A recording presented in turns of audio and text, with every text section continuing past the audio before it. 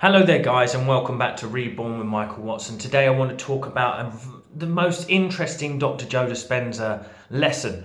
And before I go into that though, please do like, share and subscribe this video if you find it helpful today. Comment down below if you have had an aha moment. It really helps more and more people to see this message. I want to get this message out there to as many people as possible that you can heal. Please join my free Facebook group, The Healing Circle, and I'm looking for a few more people. It was a 10-person group for this healing, 3-month healing package. Now, if you're interested in this, reach out to me at michaelwatsoncoach.com. I will leave a link in the comments where you can sign up to that. There's only a few spaces left, so be quick. Before I get into this video, let's just talk about Dr. Joe Dispenza. He has some wonderful teachings. You know that we need to live. We need to live in the emotion of our future as if it is already ours. And here's why I have been taking this a step further for my clients. I've been taking it a step further for them.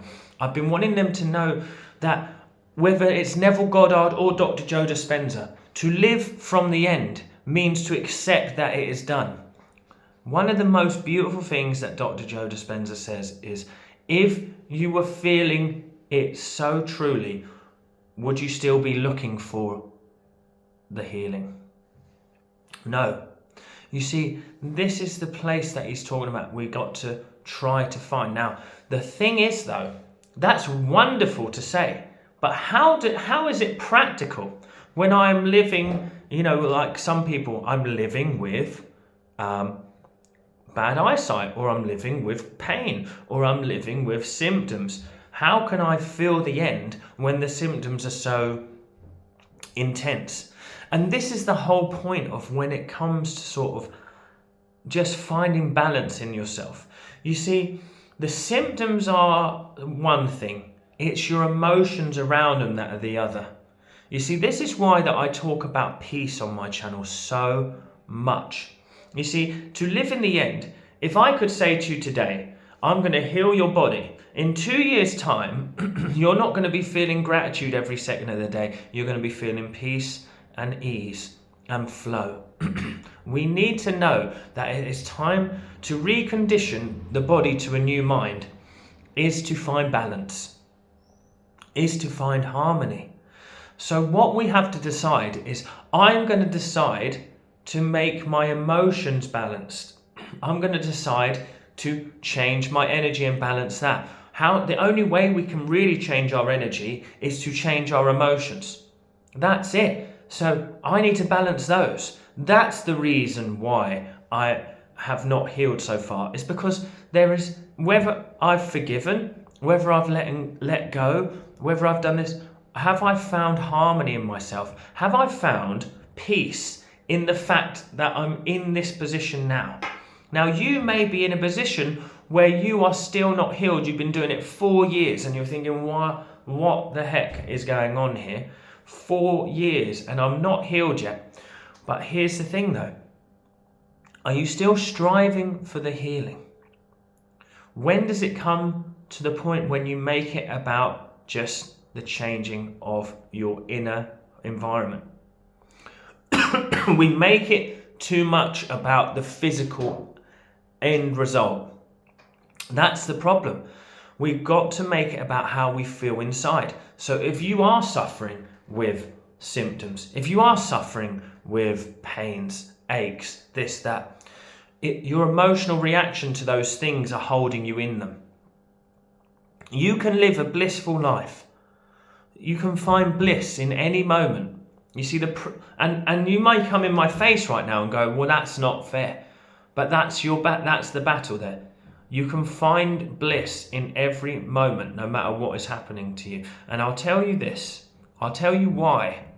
Because emotions are just a response system. They're a response to a perceived thing happening in our lives. Now, if we can come in between that response system and just start to even just observe it without even embodying it, without even like people say, I am anxious. And I say to them, no, you're not anxious. You're noticing an energy that you dislike, that feels like anxiety. You are not anxious. You are the observer of that anxious feeling. Now, once you disconnect and you notice that, you can observe the feeling. You can observe your frustration, your anger, your guilt, your shame when you're in these moments of pain and symptomatic things. Observe them. This is how we overcome it. This is how we overcome it. And that is actually how I overcame chronic throat pain for a year. Because I just started to observe the feeling behind the pain. I started to sit quietly. You see, the thing is in the meditations that the mistake we make is we think that we're there to change something. No, we're there to observe what wants to happen. This is the deal. You are the observer. Once you get all of the mess out of the way, the emotion, the physical body, the physical world out of the way, then you're just pure awareness. Then you add a little bit of intention towards that. Watch out, because something's going to happen. And this is what I love about it. So it's when he says you become so conditioned in the new way of thinking that you're not even searching for the healing anymore. That's because you're starting to make it about how you feel. Make it about how you feel, not about what you're wanting to heal. If you're wanting to heal, yes, that might be the intention of why you started, but if it becomes your sole purpose, you will always be wanting to heal. Can you find joy? Can you make your journey about finding peace, harmony, joy, love? Can you make it about that? Make it about that. That's why it's about that in every aspect of life. You see, my goal is to help millions of people to change their lives. I've got to make that about love, not about like a business or it's about love. It's about how do I channel that love into everyone? How do I change that? Well, I'm going to make it about feeling like I have an effect. I'm going to make it about feeling. How would I feel if I could look back? How would I feel at the end of my journey on this physical earth if I've changed millions of lives?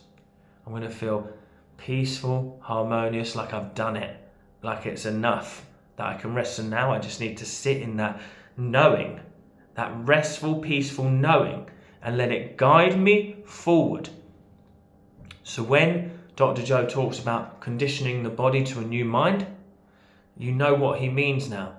It means about accepting the emotional state of being, making it about finding harmony through the troubles, make it about finding love through the troubles. Then the troubles disappear. This is the key. This is the master key to how you will change. So if any of you out there found this message helpful and you need help on your journey, reach out to me at michaelwatsoncoach.com and I would love to help you too. Take care.